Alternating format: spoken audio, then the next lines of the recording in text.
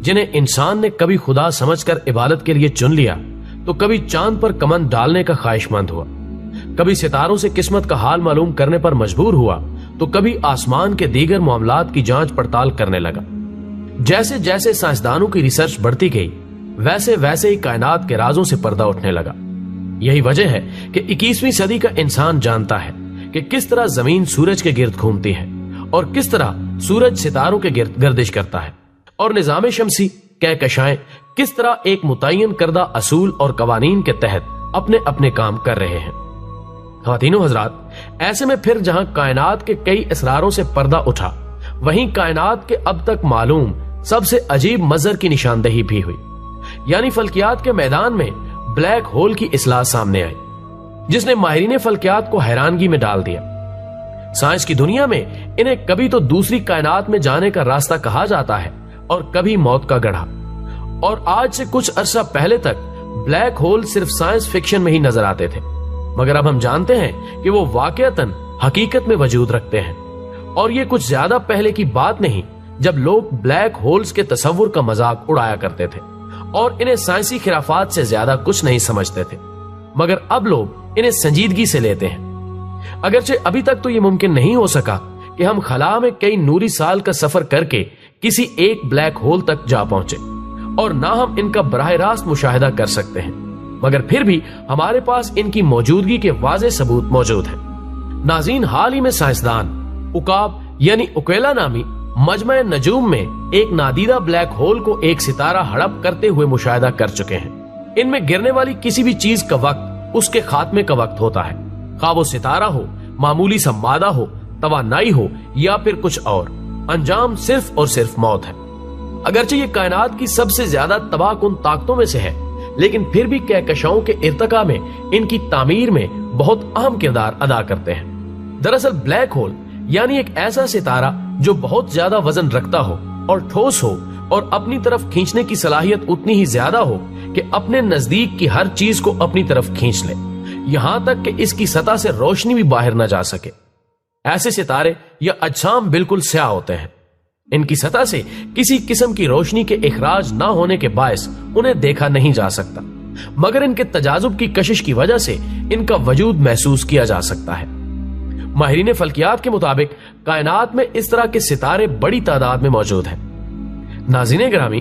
دراصل کوئی بھی بڑا ستارہ جب اپنی زندگی کے اختتام پر ایک بڑے دھماکے سے پھٹتا ہے تو اس دھماکے کو سپر نووا کہا جاتا ہے۔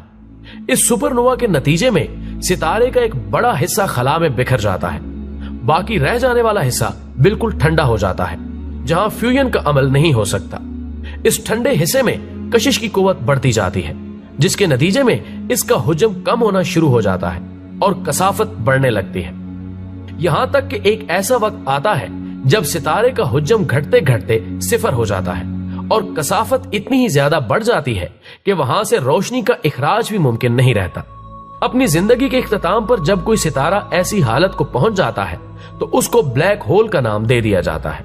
اس حالت میں وہ ستارہ ایسے پراسرار سوراخ کی مانند ہوتا ہے جس کی کشش اتنی زیادہ ہوتی ہے کہ وہ ہر چیز کو اپنی طرف کھینچ لیتا ہے۔ دوستو، بیشتر افراد میں یہ تاثر پایا جاتا ہے کہ اگر ہمارا سورج بلیک ہول بن گیا تو یہ نظام شمسی کے تمام سیاروں کو نگل لے گا، لیکن حیران کن بات یہ ہے کہ سائنسدانوں کے مطابق اگر سورج بلیک ہول بن بھی گیا تو تب بھی زمین اور باقی سیارے اپنے مدار میں بے ضرر چکر لگاتے رہیں گے۔ بلیک ہول کی کشش کا دار و مدار اس میں موجود مادے کی مقدار پر ہوتا ہے، اور جیسا کہ سورج کے بلیک ہول بننے کے بعد بھی اس میں مادے کی مقدار وہی رہے گی، اس لیے سیاروں پر لگنے والی کشش شکل بھی وہی رہے گی۔ دوستو، آئنسٹائن کے عمومی نظریہ اضافت کے مطابق بلیک ہول میں گر جانے والا کوئی احمق ہمیشہ کے لیے ختم ہو جائے گا۔ اس کے علاوہ بلیک ہول میں گرنے والے کسی شخص کے لیے تاریخ کا خاتمہ ایک ایسے مقام پر ہوگا جسے وحدانیت کہا جاتا ہے، جبکہ حالیہ جدید ترین نظریے کے مطابق کائنات میں پائے جانے والے بلیک ہولز دراصل کسی دوسری کائنات تک پہنچنے کے لیے راستے یعنی دروازے کا کام کرتے ہیں۔ یہ نظریہ بلیک ہولز کے بارے میں پیش کردہ ابتدائی نظریے یعنی ایسا جسم جو لامحدود کشش کا حامل ہو اور اپنے ہی ارد گرد کی تمام چیزوں کو اپنے اندر ضم کر رہا ہو کے برعکس ہے۔ اس نظریے کے مطابق بلیک ہولز کی حیثیت کسی تاریک غار کی بجائے दो कायनातों के दरमियान एक सुरंग की सी है। इसकी बे इंतहा कशिश की वजह से जो मादा इनमें गिर जाता है वो तमाम मादा ब्लैक होल के अंदर जमा होने की बजाय दूसरी तरफ से बाहर निकल जाता है।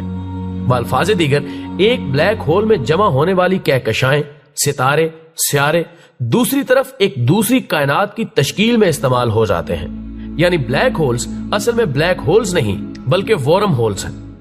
अगर इस नजरिए को दुरुस्त मान लिया जाए तो कायनात की तश्कील के बारे में पेश किया गया बिग बैंग का नजरिया गलत हो जाता है।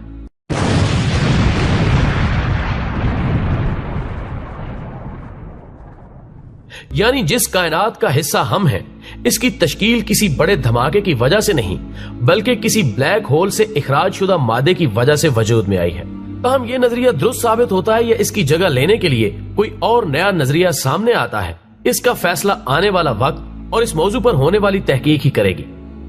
दोस्तों, अगर आपको हमारी आज की कोशिश पसंद आई हो तो वीडियो को ज्यादा से ज्यादा लाइक करके हमारी हौसला अफजाई करें और इसे फेसबुक और व्हाट्सएप पर शेयर करने में हमारा साथ दें।